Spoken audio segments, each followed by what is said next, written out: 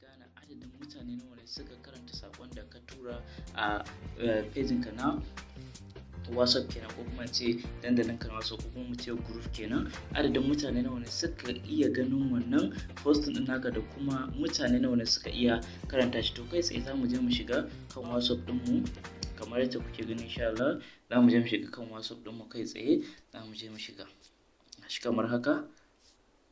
Za ka shiga kan WhatsApp da kamar haka. Gashi nan. Za ka shiga kamar haka. Shi ne na buɗe. So kun ga adadin mutane kala-kala da muke da su da group. So kai tsaye in muna so mu ga adadin, kamar yanzu ka tura message a group kana so ga mutane nawa ne suka, za ka ga ka tura message sometimes mutane da yawa sun ƙi karanta ko da sauransu ba wani magana. So ta yadda za ka gane an karanta ma ko ba a karanta ba, ko an gan shi ma ko ba a gan shi ba, kai tsaye kawai za ka je ka shiga.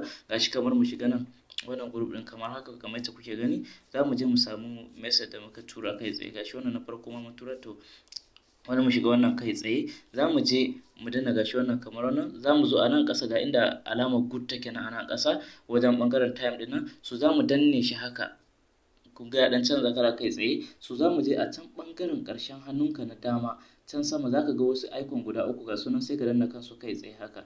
So za ka ga na ɗaya ga na biyu a rubuta info. To kai tsaye in kana so ka ga adadin mutanen da suka karanta wannan message ɗin naka da kuma wa'anda suka ga wannan message ɗin naka a wannan group ɗin kenan. So kai tsaye za ka danna wannan info gashi kamar yadda kuke gani.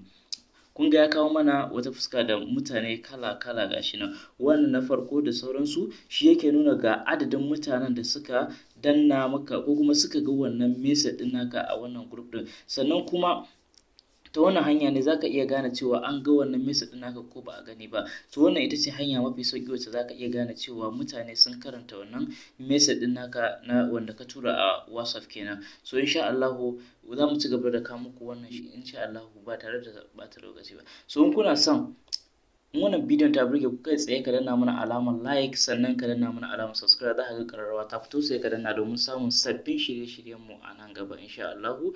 Mun gode da sauraron Usi Guy TV.